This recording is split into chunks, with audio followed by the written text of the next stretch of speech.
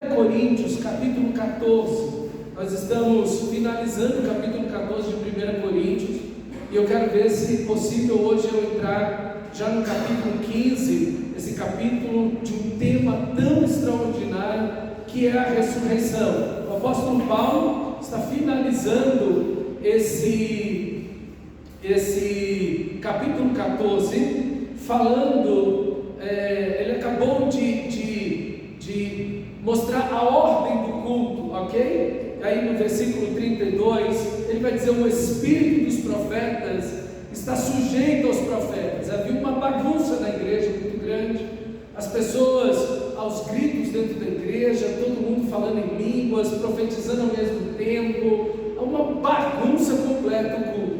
Nada disso é de Deus, ok? Como nós vimos na semana passada, no estudo do capítulo 14, capítulo 12 também, principalmente capítulo 14, isso não expressa o caráter de Deus. Então Paulo vai ordenar o culto, e ele vai dizer aí: o espírito dos profetas está sujeito aos profetas.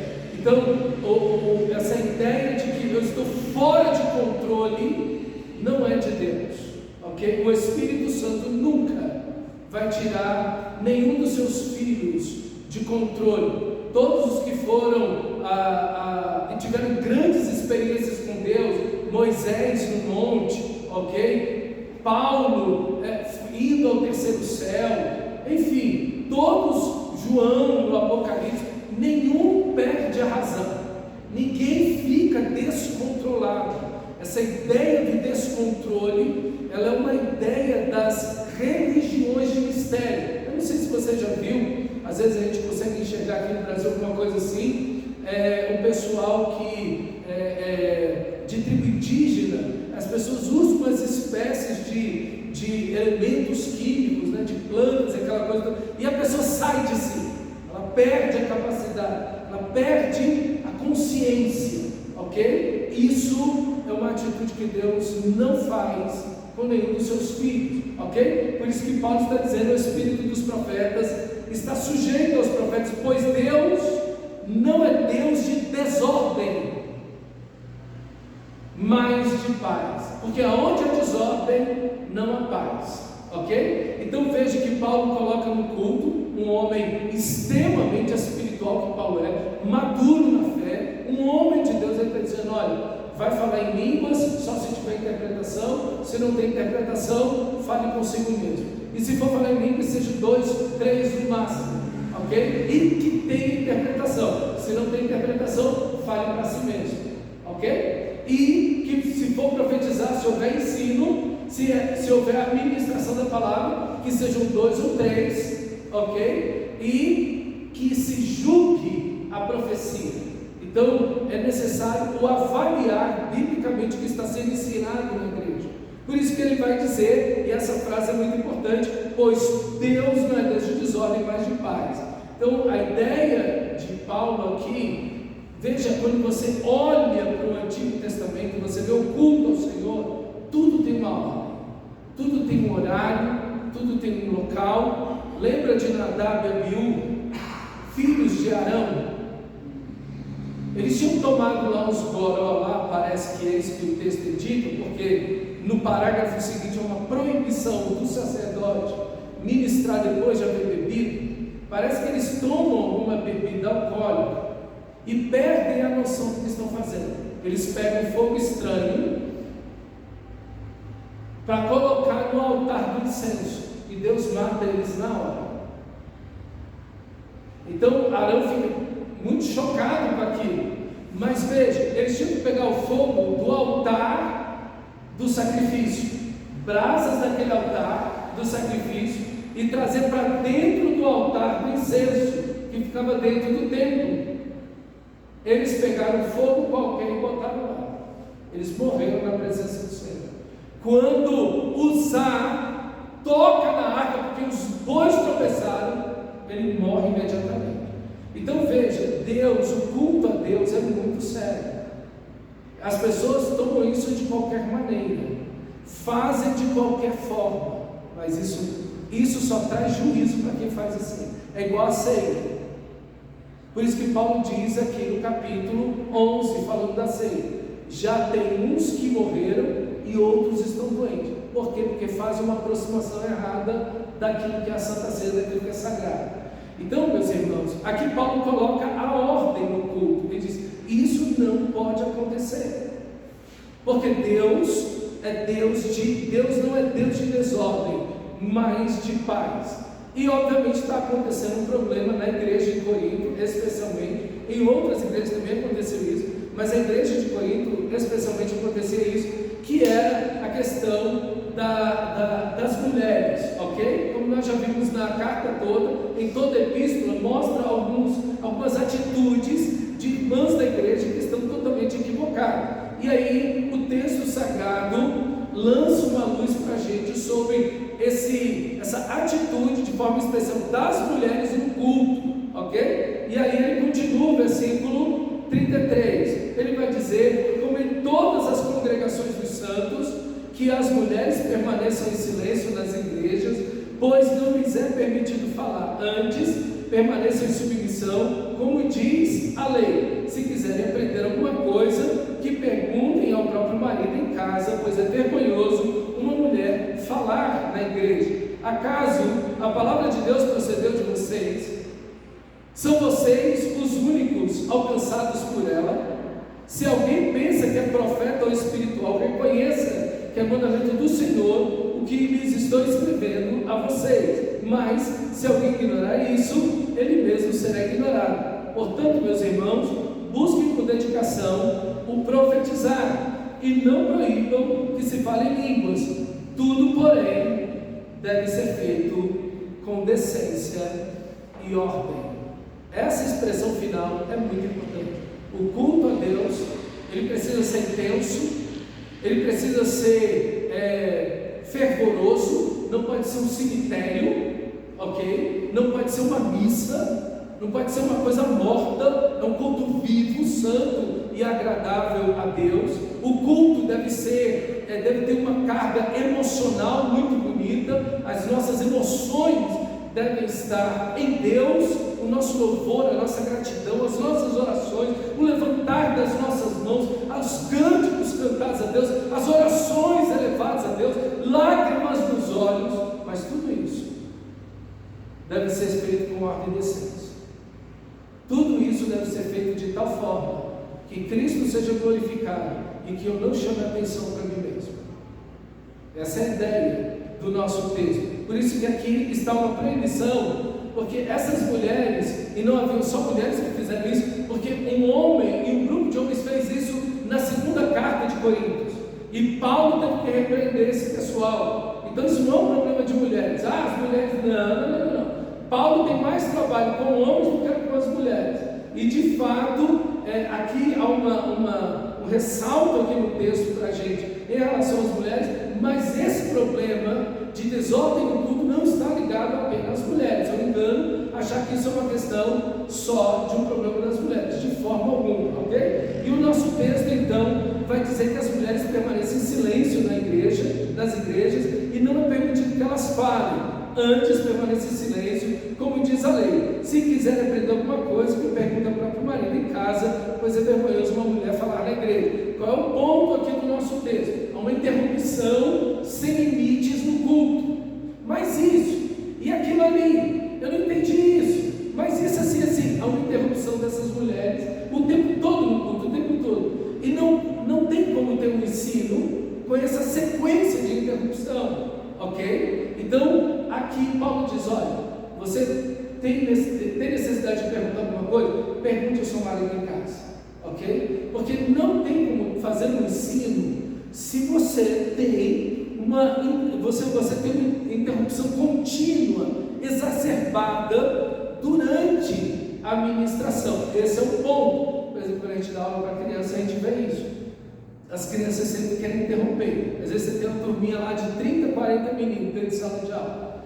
Aí todo mundo levanta a mão e quer falar: tia, olha, o meu copo lá em casa quebrou. Tia, o meu gato se perdeu. Tia, o meu irmão. Eles falam de tudo. Aí você fala: gente, se esses meninos continuar falando aqui, eu não dou aula nunca na minha vida. A gente vai passar o ano todinho aqui eu não dou matéria, eu não consigo fazer nada. É algo parecido com isso aqui, ok? Algo parecido com isso aqui. O outro aspecto do texto é a desonra que está acontecendo por parte aqui, especificamente dessas mulheres, na igreja. Porque, irmãos, nós não temos nenhum problema em pensar, em perguntar, ok? Não há nenhum problema em perguntar, em olhar para o texto, em analisar o texto, em perguntar para o texto. Não há nenhum problema aí. Mas a atitude também que o texto demonstra não é apenas de uma interrupção, mas é aquela questão de uma afronta ao texto sagrado e a quem está ministrando. Então, esses dois elementos: não se respeita o texto e não se respeita quem está ministrando, ok? Então, essas duas ideias aqui estão no texto, de uma falta de respeito com o texto bíblico, de tratar o texto bíblico de qualquer maneira, de desacreditar do texto bíblico. Eu não concordo com o que está escrito aqui. Isso é um desrespeito ao texto, porque toda a escritura é inspirada por Deus. Como a pessoa vai dizer que não concorda com o que está escrito? Mas também diz respeito com quem está ministrando a palavra. Então Paulo tem que frear essas mulheres aqui e dizer: não, a postura de vocês é errada, a postura de vocês é inaceitável, é vergonhoso isso que vocês estão fazendo na igreja. Por isso que ele está dizendo que é vergonhoso que a mulher fale na igreja. Ele já disse no capítulo anterior, no capítulo 12 também, que as mulheres oram e profetizam. No capítulo 11 também ele vai falar do véu. A mulher que ora e profetiza sem o véu desonra a sua própria cabeça. Veja, a mulher ora e profetiza dentro da igreja. Ela ora e ela tem uma parte do ensino dela na igreja também, nenhum problema. Mas desde que isso seja feito da forma correta, sob a autoridade que nós vimos, aquela questão do véu, um indicativo de autoridade, ok? Ninguém pode dizer: não, eu não tenho pastor. Você está errado. Alguém me diz uma bobagem dessa, não sabe o que está dizendo, não entende nada de Bíblia. E tem muita gente hoje em dia assim nas igrejas: não, eu não tenho pastor, eu não tenho igreja, eu não tenho autoridade sobre mim, eu tenho o WhatsApp de Jesus direto, eu falo com ele e pronto, acabou. Não, isso é um erro. Porque Deus instituiu, mesmo Deus instituiu apóstolos, profetas, evangelistas, pastores e mestres. Então o próprio Deus instituiu a igreja. Se Deus quisesse a gente, um bando de gente solta no mundo, Ele não tinha feito igreja, Ele não tinha feito pastores. Foi Deus que instituiu isso. Então, aqui está o ponto, não apenas do respeito com a palavra, mas também o respeito com aquilo que Deus, o próprio Deus, instituiu na igreja, que são os líderes da igreja, que estão ali ensinando e servindo. Então, esses dois elementos precisam ser levados em consideração em relação a esse texto. Esse texto aqui é muito mal usado. Alguns pegam esse texto e dizem: não, a mulher não pode falar nada na igreja, mulher não pode dizer nada na igreja. Então seria uma contradição, porque no próprio capítulo 11, Paulo, falando do véu, fala que a mulher profetiza e ora, ok? Então a gente não pode pegar um texto da Bíblia sozinho e puxar dele e se basear apenas nesse texto. Você tem que olhar o livro inteiro, você tem que olhar o contexto, o que é dito sobre esse assunto em outras partes do Novo Testamento e de toda a Bíblia, ok? Então esse texto não é uma proibição de que a mulher faça uso de dons espirituais, mas que isso também seja feito, assim como os homens devem fazer, como diz o nosso texto, tudo deve ser feito com decência e ordem. E é lindo que o culto deve expressar o caráter de Deus. Lá em Gênesis capítulo 1, a terra era um caos, estava sem forma e vazia, e Deus coloca ordem em tudo, e Deus ordena todas as coisas, e Deus, ao criar, coloca tudo em ordem e tudo funciona, tudo tem um objetivo, tudo produz um bem, e produz um bem a todos. Por isso que uma desordem no culto vai contra o próprio caráter de Deus. O próprio caráter de Deus. Veja que no Antigo Testamento e o próprio texto que nós estamos mostra que a ordem edifica, mostra para a gente que essa ideia de decência e ordem edifica a igreja, abençoa a igreja, traz crescimento de conhecimento de Deus na igreja. Então, é assim, como nós dissemos semana passada, esses cultos onde as pessoas ficam nesses maneirismos, para frente e para trás, girando e batendo o pé, isso não tem nenhum sentido bíblico, ok? Isso é simplesmente uma manifestação da própria pessoa, mas biblicamente isso não tem absolutamente apoio algum. E nós, como igreja, não podemos achar que isso é espiritualidade bíblica. Isso não tem nada de espiritualidade correta. Na realidade, isso tudo é uma grande infantilidade. Às vezes as pessoas que fazem isso xingam, têm famílias muito complicadas, são pessoas de um caráter horrível, de um mau testemunho na comunidade, muitas vezes, ok? Então, isso não tem absolutamente nada a ver com aquilo que as Escrituras Sagradas dizem a respeito do culto, do que é uma vida cristã. Então, o culto, volto a dizer, ele tem que ser intenso, poderoso. Se você vai cantar a Deus, você canta com tudo. Na hora de você aplaudir, você aplaude de verdade. Quando você adora a Deus, você levanta as mãos com tudo e entrega a sua vida a Deus.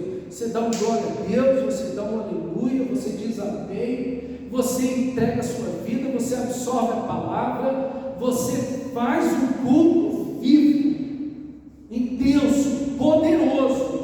Culto, igreja, não pode ser missa, não pode ser aquela coisa morta, de jeito nenhum, mas que isso seja feito com decência. O problema é esse, é que você tem igrejas que você entra, como diz Paulo, parece um hospício. O incrédulo entra, diz: está todo mundo louco nesse lugar. No capítulo 14, Paulo diz isso. Em outras igrejas você entra, parece um cemitério. Ninguém dá um amém, ninguém dá um glória a Deus, você não vê mãos levantadas, lágrimas nos olhos, você não vê fervor, você não vê paixão por Deus, parece um cemitério. Você ouve a mosca voando no local. Você fala: meu Deus, eu entrei no cemitério, esse povo está morto. Eles só deixaram de cair no chão, ok? Nem um lado, nem o outro. E esse é o problema, é que o ser humano é dado aos extremos. Quando você não tem uma igreja que você ouve um mosquito, você tem uma outra que parece um hospício. Então você tem os dois extremos, e nós queremos aqui nessa igreja andar no caminho do meio. Nós queremos ser uma igreja que tem um culto vivo, um culto intenso, poderoso, cheio da glória de Deus, da presença de Deus. Cremos em milagres, cremos no poder de Deus, cremos no uso dos dons, no uso bíblico dos dons, cremos que devemos entregar um culto cheio da glória de Deus, mas tudo com decência e ordem, tudo Deus sendo de todas as formas, em cada momento, glorificado. Amém, irmãos? Acho que essa é a grande mensagem que esse texto traz para mim e para você. E eu digo para você e para mim, meu amado irmão, que é um desafio. É um desafio. Você hoje tem muitas igrejas no Brasil onde o centro do culto é o ser humano. O ser humano é o centro do culto. As músicas falam de mim, por mim, para mim. Tudo é o ser humano. Outras igrejas parecem um hospício, outras parecem um cemitério. Então você fala: gente, não tem um meio termo nisso aqui, não. Não tem uma coisa que é um equilíbrio nesse negócio. Então a gente precisa ter esse equilíbrio, irmãos. Que você venha para o culto, às vezes você vem cansado, vem depois de um dia de trabalho, e você vem para o culto cansado, você vem com o seu coração entregue para Deus, você vem animado para o Senhor, ainda que cansado, você vem disposto, e às vezes o pé está doendo, não consigo ficar em pé, mas eu estou sentado, mas eu estou com as minhas mãos levantadas, meu coração está ali, eu estou no culto, estou cantando, eu estou orando, eu estou absorvendo a palavra com todo o meu coração, com tudo que eu tenho. Eu estou entregando o melhor culto a Deus. O que eu quero dizer para você, que entregar um culto a Deus como um cemitério é pecado. É pecado. É pecado. É tão pecado quanto fazer do culto um hospício. É tão pecado quanto. Não é aquele pessoal que fica aí girando, rolando no chão da igreja, ensinando a igreja. Isso tudo é pecado mesmo. Mas é tão pecado você fazer um culto morto para Deus. Porque de um lado um grupo olha para o outro e diz: vocês parecem um bando de bobo. E parece mesmo. Está errado mesmo. E do outro lado os outros olham e dizem: vocês parecem um bando de lobo. Não está errado também não. A gente aqui precisa olhar para a Bíblia e dizer: meu Deus, eu preciso de equilíbrio, eu preciso de maturidade, de sensatez, para apresentar um culto a Deus que seja um culto bíblico. Eu não vou nem para lá nem para cá, eu não vou nem para frente nem para trás, eu fico onde a Bíblia está dizendo que eu tenho que ficar, e vou apresentar o melhor culto para Deus, o melhor culto para Deus que eu posso entregar. Porque você não está cantando para o irmão do lado, você não está cantando para você não está cantando para o pastor, você não está cantando para as pessoas verem. Você tem que apresentar um culto para aquele que foi na cruz por você.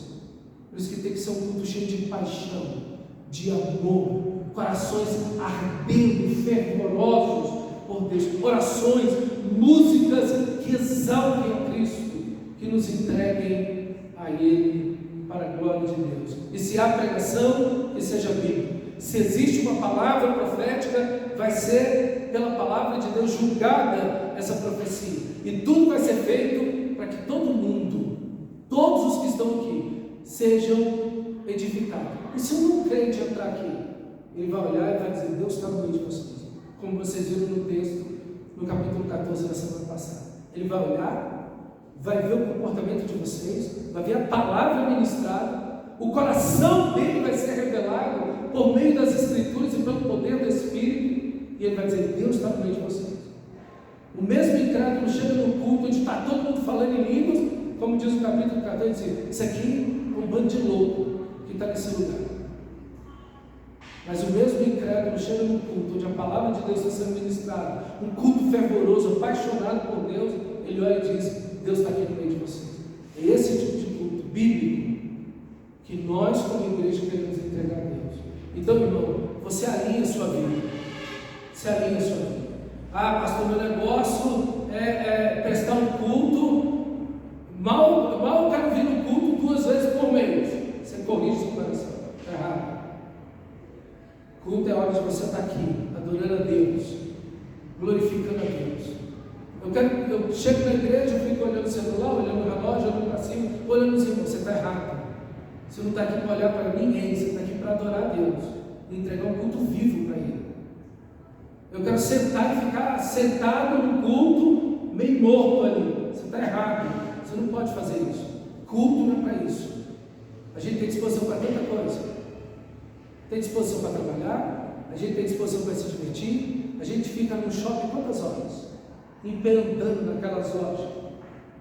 Aí depois diz aí que foi o diabo que te botou nas dívidas.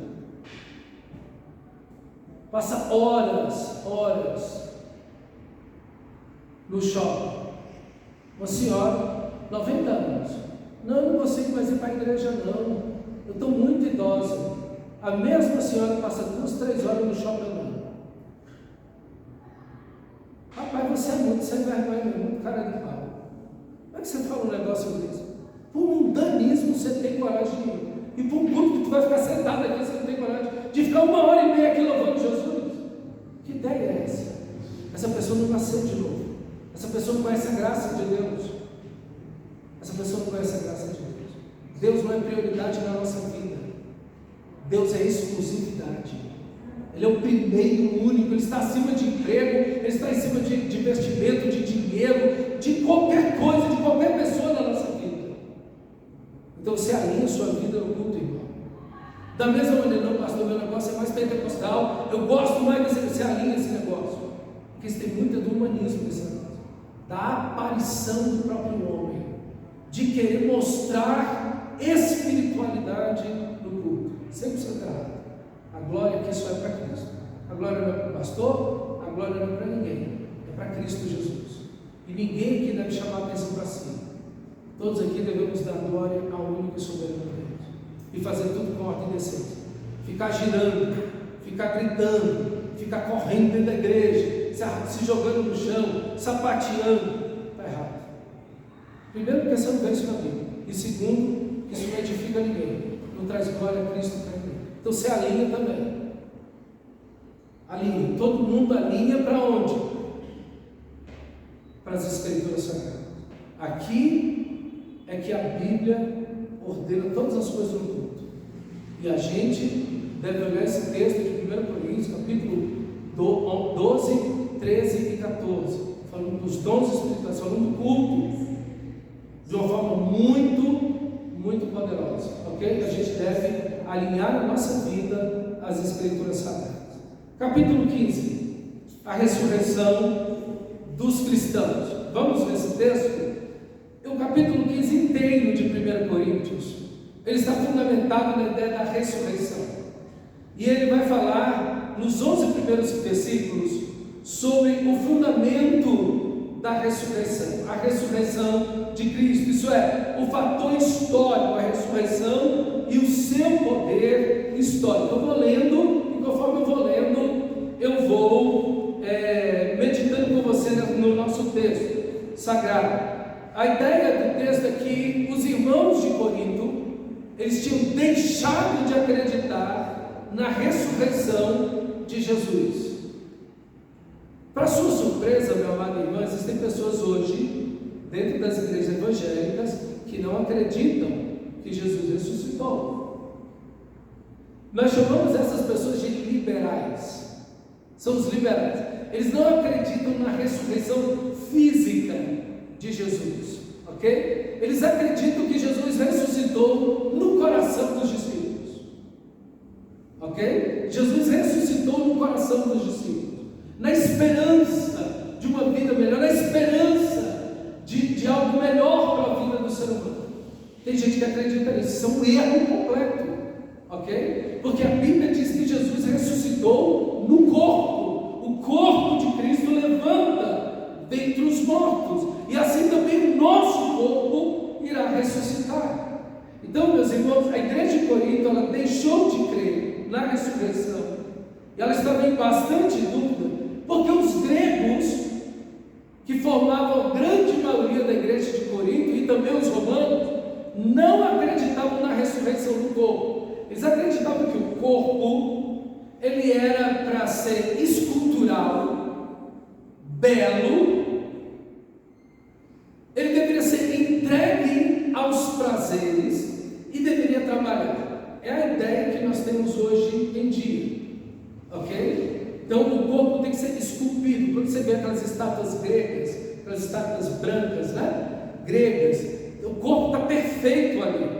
É essa a ideia. As Olimpíadas, essa questão de academia, tudo isso são ideias gregas para esculpir o corpo, ok? Nós estamos na mesma vibe dos gregos, e a influência grega até hoje, de você esculpir o corpo, de ter um corpo perfeito, de ir contra o envelhecimento, ok? Então nós também pensamos iguais aos gregos nesse sentido, nós que eu digo a cultura dos nossos dias. Então, eles não acreditavam que o corpo teria uma ressurreição. Pelo contrário, esse corpo que deveria ser o mais belo possível, deveria ser entregue aos prazeres, a qualquer prazer que se desejasse. Então essa é a ideia aqui do texto, ok? A ideia da cultura em que eles estão. Então os gregos não acreditam nessa ressurreição e vivem nessa condição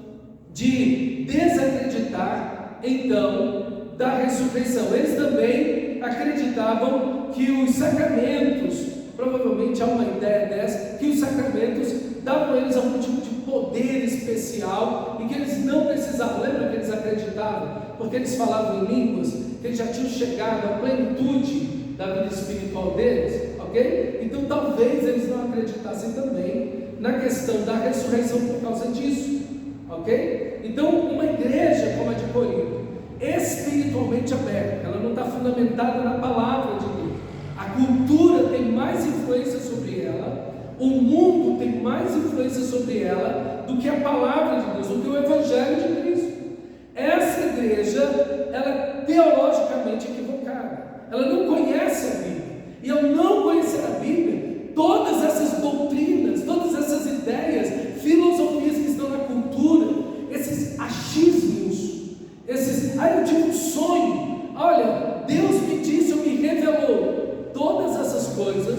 levam as pessoas para os lugares mais loucos possíveis, porque elas não estão baseadas, fundamentadas nas Escrituras Sagradas. Além disso, você tem o aspecto cultural, que traz essa pressão sobre a igreja. Você tem a influência, e isso, dessa cultura, isso gera várias armadilhas. Infelizmente, irmãos, não apenas a igreja de Corinto se encontra assim, mas a igreja dos nossos dias se encontra assim.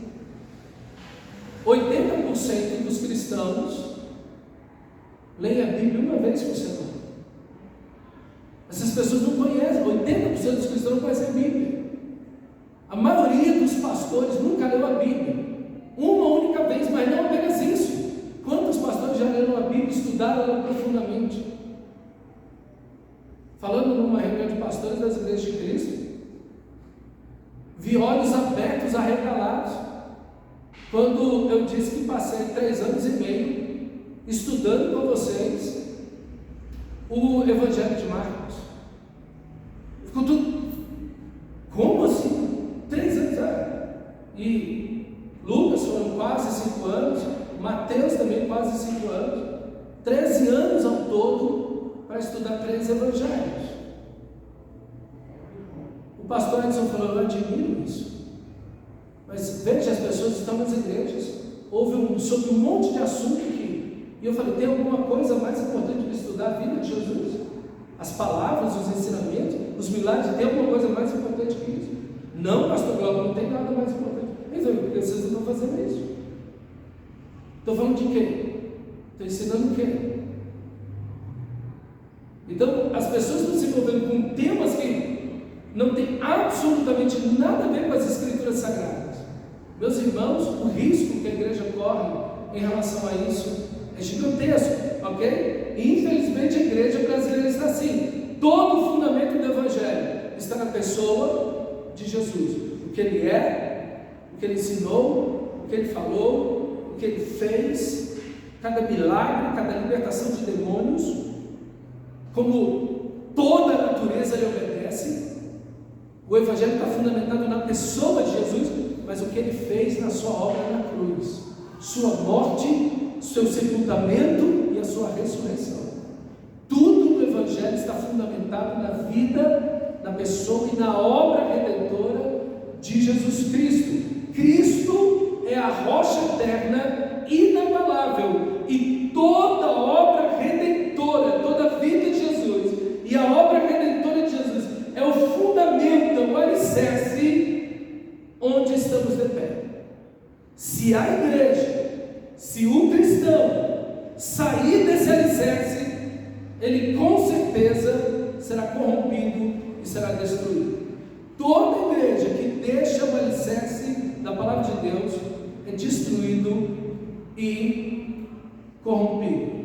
Teve Rob Bell, foi um expoente pastor nos Estados Unidos, juntou milhares e milhares e milhares de pessoas nos Estados Unidos inteiros. Na realidade, o site dele, os vídeos dele alcançaram milhões de pessoas nos Estados Unidos. Só que ele saiu do fundamento. O que aconteceu poucos anos depois? Ele abandonou a igreja, deixou a igreja, deixou de crer na ressurreição, deixou de crer na palavra de Deus como inspirado, e hoje diz o quê? Não, ninguém precisa de igreja. Ninguém precisa de igreja. Todo mundo pode viver do jeito que ele quer, porque no final Deus vai salvar todo mundo. Deus vai salvar todo mundo. Meus irmãos, nós temos que estar firmados na palavra de Deus. Quem não está lendo a Bíblia, quem não está mergulhado nas Escrituras, olha, está em um grande perigo. E essa igreja tem toda essa confusão dentro dela. Gente em adultério, gente em imoralidade, divisão na igreja, casamentos quebrados, gente que não crê na ressurreição dos mortos, o uso errado dos dons, a divisão indo contra a liderança do apóstolo Paulo. Todas essas coisas estão nessa igreja. Por quê? Eles abandonaram as Escrituras Sagradas. Eles deixaram a palavra de Deus e estão abertos à cultura, ao misticismo, ao secularismo, a todas essas influências que estão aí no mundo vindo sobre a igreja e vem sobre você todos os dias, irmão. Todos os dias. Nas músicas, no streaming, nos vídeos, nas séries, no YouTube, nas redes sociais, todo dia, o tempo inteiro, está dizendo para você, na televisão, no rádio, onde for, de uma forma ou de outra, que a palavra de Deus não é tão relevante, que Cristo não é tão importante, que Ele pode estar em alguma área da sua vida e que o mais importante para você deve ser o dinheiro, o entretenimento, os seus prazeres e as suas vontades. É isso que a cultura está dizendo o tempo todo para você. E você tem que dizer: não, o mais importante para mim é o Evangelho de Cristo Jesus, o nosso Senhor. Essa igreja cai no liberalismo, no sincretismo, no misticismo. Ela absorve todos esses aspectos das religiões que estão ao seu redor, porque ela deixou a palavra de Deus e não acredita mais na ressurreição de Jesus. Olha o versículo 1 do capítulo 15. Irmãos, quero lembrar-nos do Evangelho que preguei a vocês, o qual receberam e no qual estão firmados. Sempre que um cristão estiver em dúvida, sempre que uma igreja estiver em dúvida, ou estão sendo influenciados pela cultura, eles devem voltar para a palavra de Deus. Sempre. Pastor, não sei o que fazer, volte para a Bíblia. Pastor, a cultura está dizendo isso para mim, volte para a Bíblia. Pastor, teve uma profecia aqui na igreja, volte para a Bíblia. É obrigação da igreja julgar as profecias. Tudo nós temos que voltar para a palavra de Deus. A palavra de Deus é infalível, disse Jesus. A palavra de Deus não pode mentir. Ela é infalível. Por isso que você tem que estar fundamentado nela, conhecendo, amando, vivendo as Escrituras Sagradas. Tem dúvida? Volte para a palavra. Como dizia o Dr. Shedd, nós sempre temos que voltar aos fundamentos. Os fundamentos da palavra de Deus. A igreja está vindo uma onda, está vindo uma novidade por aí. Volte para a palavra de Deus. Veja se aquilo que está vindo é de fato fundamentado nas Escrituras Sagradas. Se aquilo está de acordo com a palavra de Deus. Irmão, não tem pessoa, não tem profecia, não tem movimento, não tem denominação, não tem absolutamente nada, e nem, não tem revelação, não existe nada e nem ninguém debaixo do céu que esteja acima da palavra de Deus. Paulo vai dizer aos Gálatas, ele vai dizer: olha, se nós, ou um anjo do céu vier até vocês e pregar um outro evangelho que vai além do que o que nós anunciamos, seja maldito. Eu vou dizer de novo, Paulo disse, vou repetir novamente: se nós, ele se inclui, ele diz: olha, se eu chegar aqui e desmentir o que eu disse, se um anjo do céu vier e pregar para vocês outro evangelho, seja amaldiçoado. Gálatas capítulo 1, depois você lê lá. Ninguém pode mudar a palavra de Deus, ninguém está assim, nem um anjo do céu, ninguém, meus irmãos. Eu quero dizer para você que a sua segurança está na Bíblia. É a palavra de Deus que é toda a nossa segurança. Por isso que Paulo vai dizer aqui: irmãos, eu quero lembrá-los do evangelho que preguei. É isso que você tem que fazer, lembrar daquilo que você aprendeu. Você está com dúvida em alguma coisa está influenciando você mais do que a palavra de Deus. Lembre do evangelho. Quando uma igreja se perde, ela tem que voltar ao velho evangelho, ao velho evangelho da cruz, a velha mensagem do evangelho. É essa mensagem, meus irmãos, que nós devemos ter em nossos corações e nossas vidas. Nós devemos estar firmados, lembrando deste evangelho no qual estão vivendo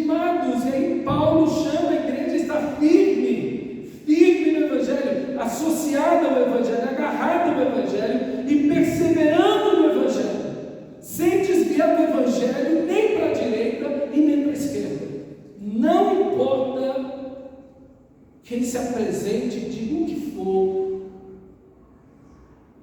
E aqui está algo que deve chamar a nossa atenção. Quando você olha a estratégia do diabo no livro de Apocalipse, quando ele levanta a besta que emerge do mar e a besta que emerge da terra, dois monstros, um deles é um monstro político religioso e outro é um monstro religioso. Você vai ver que esse monstro religioso, essa besta religiosa, ela opera sinais e maravilhas, e o mundo inteiro se admira disso. Pastor, está tendo milagres caindo ali, ó. Tem milagres ali jorrando, são centenas de milagres acontecendo ali. Mas lá o pessoal não é muito firme na palavra, não. Eu quero dizer para você que é do diabo. Acima de qualquer milagre está a palavra de Deus, porque até o diabo faz milagre. Esse é o engano do cristão. Não, onde tem milagre de Deus. Lembra quando Moisés foi para o Egito libertar o povo de Israel? Quando ele fez o cajado dele, pelo poder de Deus, o cajado dele se transformou na serpente, o que fizeram os feiticeiros do Egito? O mesmo. Quando a água do Nilo se tornou em sangue, o que os feiticeiros de Faraó fizeram? O mesmo. Quando vieram as rãs, o que os feiticeiros do Egito fizeram? O mesmo. Não é só Deus que opera milagre, não, querido. Você está totalmente enganado se você acha isso. Não te tem milagre, tem Deus. Não. Pelo contrário. Pelo contrário. A Bíblia fala do espírito de engano que pode estar ali, operando naquele momento, naquele lugar, naquelas pessoas, inclusive profetizando, ensinando, operando milagres, e lá está o espírito do erro. E onde a gente sabe? Como a gente sabe? Aqui, palavra de Deus. Essa palavra é inerrante, ela não falha, ela não erra. E aonde ela não está sendo cumprida, você não pode estar lá. Nós estamos firmados na palavra de Deus. Isso e nada mais. Qualquer coisa que aconteça, nós vamos olhar para a palavra de Deus. E se aquilo não condiz com as Escrituras, nós rejeitamos aquilo. Completamente. Isso é uma igreja bíblica. Isso é uma igreja que não apenas tem a Bíblia, que carrega a Bíblia. Isso é um povo, isso é um crente, isso você deve fazer na sua vida. Na sua vida, você deve fazer isso aqui. E a igreja coletivamente deve fazer isso. Mas cada cristão tem que fazer isso na sua vida. Para não errar, meu irmão. Para não errar. Essa igreja está fora da palavra. Está vivendo de acordo com quem? E essa igreja está debaixo de uma influência do diabo terrível. Terrível. Ok? Então Paulo tem que ordenar essa igreja pelo Evangelho, dizendo: fiquem firmes. Olha o versículo 2: por meio deste Evangelho vocês são salvos. Como é que vocês são salvos? Como é que você é salvo? Lê no seu texto. Lê na Bíblia aí, primeira frase do versículo 2. Por meio deste Evangelho vocês são salvos. Opa! Você é salvo como? Por meio do Evangelho. Se mudar a mensagem, tem salvação? Se mudar a mensagem, tem salvação? Não tem salvação. Só tem salvação no Evangelho. É por meio do Evangelho que você é salvo. Mudou a mensagem, não é salvo. Se você mudar a mensagem do Evangelho, você não é salvo. Paulo vai dizer a Timóteo: Timóteo, tem cuidado de ti e da doutrina. E eu não sei porque tem tanta gente contrária à doutrina. Enquanto pastores que dizem: não, você não tem que pegar a doutrina. Mas o texto bíblico está dizendo: tem cuidado de ti e da doutrina. Paulo vai dizer: nós falamos o que convém à sã doutrina. Como é que alguém é contra a doutrina do Evangelho? A palavra de Deus. Doutrina é a palavra de Deus. Não entendo como é que a pessoa tem um argumento desse, um pensamento translocado desse. Paulo diz para Timóteo: tem cuidado de ti, Timóteo, e da doutrina, porque fazendo isso salvarás a ti mesmo e aos teus ouvintes. Se você senta para ouvir pessoas, pastores, que não estão pregando o evangelho, você não pode ser salvo. Aonde é a salvação? Onde o evangelho está sendo pregado. Olha o versículo 2 aí. Por meio deste evangelho, vocês são salvos, se guardarem firmemente a palavra que preguei a vocês. Não apenas você tem que ouvir a mensagem correta, mas você tem que guardar firmemente a palavra que você recebeu. Ah, pastor, a pessoa desviou. Sinto muito. O texto está dizendo que se perdeu. Esse não é crente. Ouviu, pode até ter ouvido o evangelho, mas se não guarda firmemente, como é que é salvo? Se você, o texto diz, se guardarem firmemente a palavra que preguei a vocês, caso contrário, vocês creram em vão. Não o texto para mim, por favor. Olha o versículo 2, olha a sua Bíblia. Ao contrário, vocês creram em vão. O que é crer em vão? É acreditar no evangelho, dizer, não, o evangelho é legal, eu gostei disso aí. Mas se você não guarda firmemente a palavra, se você não é obediente às escrituras, você creu em vão. A sua fé é vã. É a mesma ideia da fé de demônios. Os demônios também têm fé. Eles creem e tremem. Mas essa fé não resulta em nada. Essa fé não resulta em obediência. Ela é vã, é inútil. Porque a fé sem obras, é morta. A fé que não tem obediência, a fé que não obedece às escrituras sagradas do evangelho, é morta. Meus irmãos, olhe para esse texto e olhe para a igreja dos nossos dias. Quantas pessoas salvas existem? Quantas pessoas que você conhece que se dizem cristãs, não de acordo com o que eu acho, mas de acordo com o texto bíblico? Olha o texto bíblico. Quantas pessoas que você conhece, que se dizem cristãs de verdade, não são? E a pergunta mais importante: eu estou salvo? Olhe para esse texto e pergunte para mim mesmo: eu estou salvo? Essa é a pergunta que você e cada um de nós temos que fazer. Estou guardando firmemente a palavra do evangelho? Meus irmãos, isso aqui é muito importante. É a pureza do evangelho, a palavra do evangelho. Não pode ter mistura. Se tem mistura, não tem salvação. O que salva é a mensagem do evangelho. Se eu misturei alguma coisa com o evangelho, ele se perde. Por isso que Paulo vai dizer nesse livro de 1 Coríntios, no capítulo 1 e no capítulo 2, ele vai dizer: nós pregamos a Cristo crucificado. Essa é a mensagem de Paulo. Tudo que Paulo fala está a partir da cruz de Cristo, a partir do evangelho. Todo tema que trazem para Paulo, ele lança para a cruz. Todo tema que Paulo fala nasce da cruz, nasce da pessoa de Cristo, da obra de Cristo. Isso é o evangelho. Isso é o evangelho. Nós não podemos misturar o evangelho com nada. A positivismo, confissão positiva. Não, vai mentaliza aí e diz que vai. Não. Se você junta isso ao evangelho, está perdido. O evangelho se desfaz. O evangelho quebra. Você perde o evangelho. Ou você luta, e cada geração de cristão tem que lutar pela pureza do evangelho. Cada pastor tem a obrigação de lutar pela pureza do evangelho. A igreja, Paulo vai dizer, é a coluna, o fundamento da verdade, o escudo da verdade.